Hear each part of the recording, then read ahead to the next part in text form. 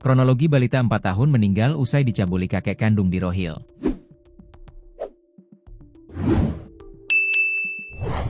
Aparat kepolisian Polres Rokan Hilir, Rohil, menetapkan S, 45, warga Kecamatan Balai Jaya, Kabupaten Rohil sebagai tersangka dalam kasus kekerasan seksual terhadap balita berinisial AS, 4.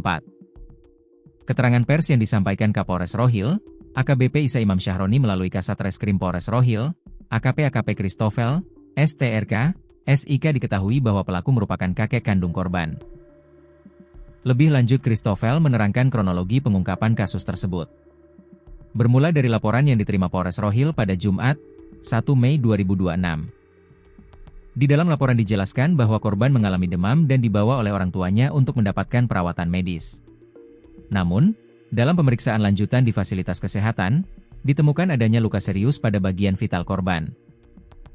Dari hasil pemeriksaan medis awal, ditemukan luka robek pada bagian kemaluan korban yang diduga akibat trauma benda tumpul. Korban kemudian dirujuk ke rumah sakit untuk mendapatkan penanganan intensif. Saat menjalani perawatan, korban dinyatakan meninggal dunia pada Jumat dini hari, 1 Mei 2026, sekitar pukul 3 waktu Indonesia Barat.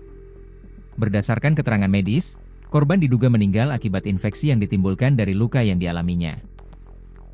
Tim dari Satreskrim Polres Rokan Hilir yang dipimpin oleh Kanit PPA Ibda Darlinson Sitorus, SH bersama unit identifikasi kemudian melakukan serangkaian penyelidikan, meliputi olah tempat kejadian perkara, TKP, pemeriksaan saksi-saksi, serta pengumpulan alat bukti. Selain itu, terhadap jenazah korban juga dibawa ke RS Bayangkara Polda Riau untuk dilakukan autopsi guna kepentingan pembuktian. Dari hasil penyelidikan intensif, petugas berhasil mengamankan seorang pria berinisial S, 45.